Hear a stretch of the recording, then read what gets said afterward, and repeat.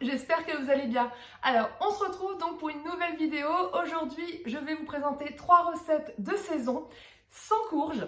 Alors, pourquoi sans courge? Tout simplement parce que, je sais pas pour vous, mais moi, j'en ai ras-le-bol de voir de la courge partout. Alors oui, c'est un légume de saison, oui, je l'apprécie également, mais quand je regarde les créateurs de contenu, ils font que des recettes de courge. Il y a de la courge partout, partout, partout, partout, partout, partout. Alors qu'il n'y a pas que ça comme recette d'automne. Donc personnellement, j'ai eu envie d'autre chose et c'est ça qui m'a donné l'idée de cette vidéo. Donc je sais pas si vous êtes dans la team, je kiffe les courges et je veux que des recettes de courges, donc là vous allez être un peu déçus.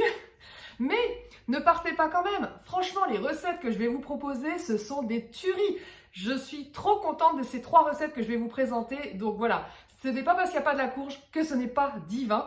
Et je vous recommande fortement de les tester. Bon, sinon, comme vous pouvez le voir, finalement, j'adore ce spot pour faire mes intros et mes conclusions. Donc en fait, je suis sur le fauteuil de Harry, que vous pouvez retrouver juste là. Coucou Harry! Voilà. Donc c'est vrai que c'est pratique. Du coup, au programme de cette vidéo, nous aurons un merveilleux risotto au cheddar et au bacon qui est absolument divin. Alors, vous aurez besoin de simili pour cette recette, c'est sûr, mais franchement, le résultat en vaut largement la peine. Donc, si vous voulez trouver dans le magasin, testez-les. Franchement, testez cette recette. Pour la deuxième recette, ce sera donc une quiche aux champignons et au brocoli avec un appareil à quiche qui n'utilise pas du tofu soyeux, mais qui utilise quand même du tofu. Je vous en dirai plus juste après et franchement, c'était une dinguerie. Elle est trop, trop, trop bonne. Donc vraiment, encore une fois, je ne peux que vous la recommander. Et on termine donc par une recette sucrée, des muffins à la crème de marron. Donc si vous aimez le marron, franchement, vous ne serez pas déçus parce que cette recette est pépite. Vraiment, je l'adore. Pour vous dire, je l'ai testée en avance parce que j'étais pas sûre d'arriver à la véganiser. Elle était très bonne, merveilleuse, comme il faut. Mon homme a tout dévoré, donc j'étais contente le jour où j'ai refilmé la recette parce que finalement il n'avait plus. Donc comme ça, on a pu se régaler à nouveau.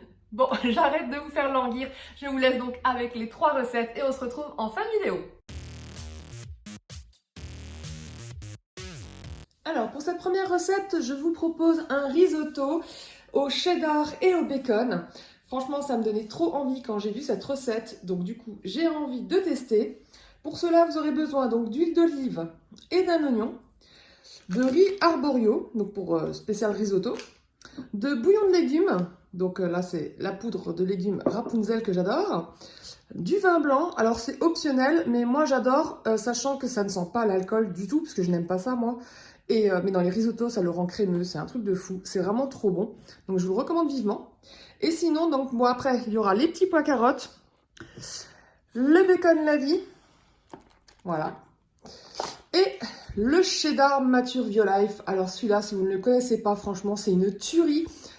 Moi, avant, je mangeais souvent les tranches cheddar Violife que je ne trouve plus depuis un petit moment. Mais franchement, elles n'ont pas trop de goût. C'est vraiment juste pour faire l'illusion visuellement, mais c'est vrai que ça n'apportait rien de spécial. Mais franchement, le Epic Mature, ah là non, clairement non. Celui-là, il sent vraiment le cheddar. Donc il est plus dur à trouver, c'est vrai. Moi, je le trouve que dans mon magasin bio préféré, comme d'habitude. Parce que normalement, la marque Violife est partout dans les supermarchés, mais ils vendent pas toute la gamme. Mais si vous le trouvez, chopez-le parce que franchement, il est trop trop bon. Bon, bah c'est parti pour la recette.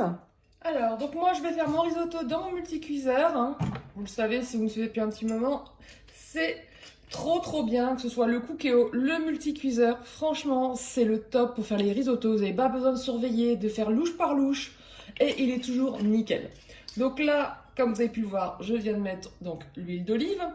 Donc on va laisser rissoler un tout petit peu. Et ensuite, je vais rajouter les oignons.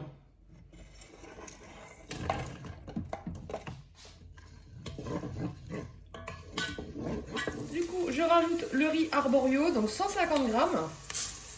Alors, au bout de 2 minutes, vous rajoutez le vin blanc, donc 70 millilitres. Et là, il faut qu'on laisse mijoter jusqu'à complète évaporation. Donc ça va prendre quelques minutes. Voilà, maintenant que le vin s'est évaporé, je vais rajouter le bouillon de légumes, donc 50 centilitres. Donc c'est environ une cuillère à café bombée donc de poudre de légumes avec de l'eau. Donc de l'eau chaude. Alors selon le risotto que vous voulez faire, normalement il y a des éléments à pré-cuire avant. Par exemple, s'il y avait eu un simili, genre les chunks de Eura, je les aurais pré-cuits avant. Donc juste avec les oignons et le riz. Là, ça va pas être le cas. Le cheddar, je vais le faire fondre tout à la fin. Les petits pois carottes sont déjà cuits, mais s'ils avaient été surgelés, je les aurais rajoutés ici. Et sinon, il y a le bacon, mais le bacon cuit tellement vite que voilà, ça va pas. Donc je vais le garder pour le topping final. Donc là, au final, il n'y a que du riz en fait, finalement, le riz avec l'oignon qui va être cuit en version risotto. Mais voilà, selon le risotto que vous faites, c'est un petit peu différent. Mais voilà, mais la base, c'est ça. Donc là, on va laisser l'appareil cuire en mode risotto.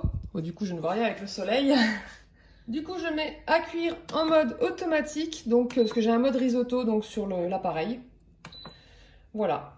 Donc du coup, je vais le laisser travailler tout seul. Alors, le risotto est prêt, comme vous pouvez le voir. Alors, du coup, on va rajouter les petits pois carottes pour qu'ils puissent bien réchauffer. Donc là, j'en ai mis 200 grammes. Maintenant, je rajoute les dés de cheddar. Voilà, pour qu'ils fondent bien. Donc là, j'ai mis 100 grammes. Voilà, donc on va laisser fondre le tout. Et maintenant, je vais aller cuire le bacon dans une poêle, donc quelques minutes. Et ensuite, j'aurai juste à le rajouter au risotto. Donc toujours dans une poêle avec un petit peu d'huile d'olive. Je vais donc mettre à cuire les bacon la vie. Voilà, le bacon est bien cuit. Du coup, on va dresser l'assiette. Alors, donc là, il est bien crémeux, le fromage est fondant. Ça donne vachement envie. Du coup, on rajoute les petits morceaux de bacon. Et voilà. Ça donne vachement envie.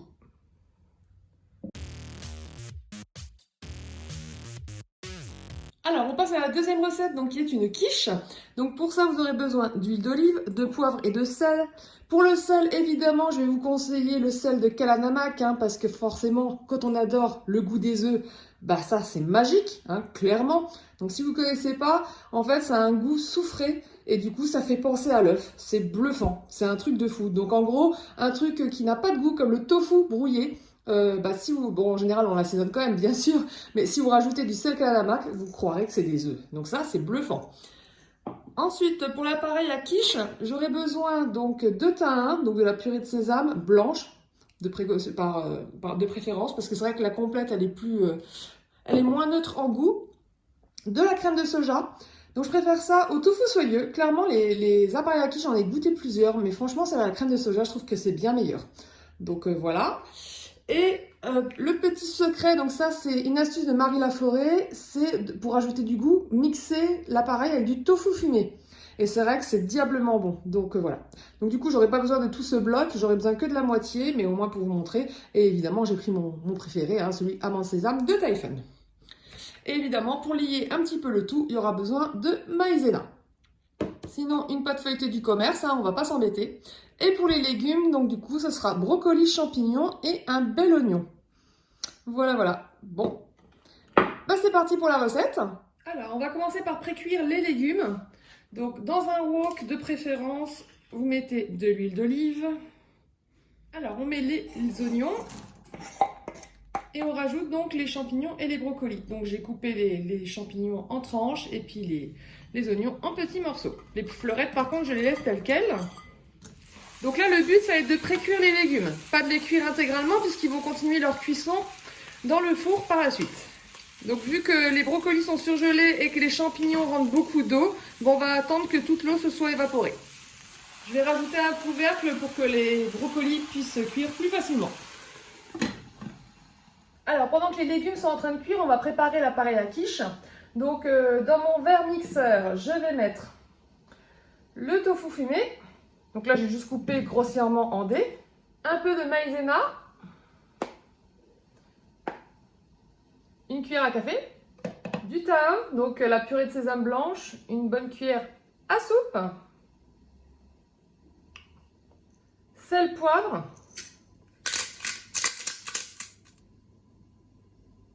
Et une brique de crème de soja, donc 200 ml. Il n'y a plus qu'à aller mixer ça dans mon robot Magimix. Et voilà.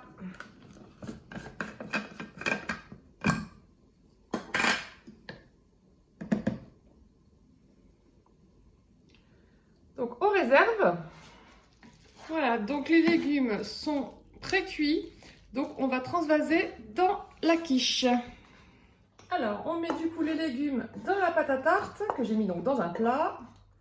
Et maintenant il n'y a plus qu'à rajouter l'appareil à quiche par-dessus.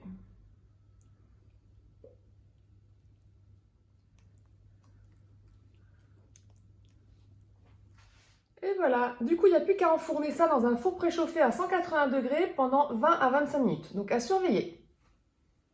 Et voilà la tarte, une fois sortie du four. Donc 20 minutes seulement, ça a suffi.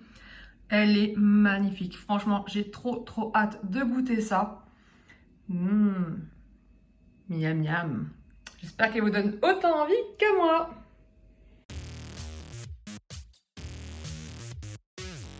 Alors, pour faire cette recette de muffins à la crème de marron, il vous faudra de la farine de châtaigne, donc pour renforcer le côté marron, du sucre, de la crème de marron, évidemment, du yaourt de soja nature, de la margarine, de la levure chimique, et ça c'est optionnel, mais ça sera pour le topping du pralin. Allez, c'est parti pour la recette. Alors, on va commencer par faire fondre 50 g de margarine. Et voilà, on va rajouter le sucre, donc 80 g, du yaourt nature, 50 g, et de la crème de marron, donc 2 cuillères à soupe.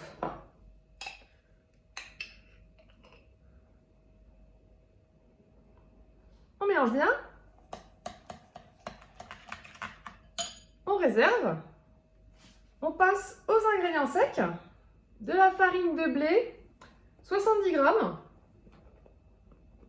de la farine de châtaigne, 50 g, et un demi-sachet de levure chimique. On mélange. Ensuite, on rajoute les éléments humides. Et on mélange une dernière fois. Et voilà, il n'y a plus qu'à mettre dans un moule à muffins.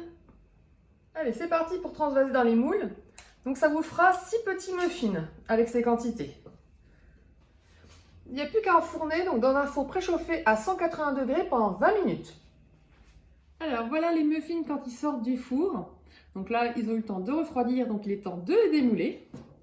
Et franchement, ils se démoulent à la perfection. Voilà, nickel. Du coup, pour la touche finale, on reprend notre petite crème de marron et on va en mettre sur le dessus du muffin. Voilà, donc n'hésitez pas à être généreux, hein, surtout si vous aimez ça. Et donc, je vais rajouter un petit peu de pralin dessus.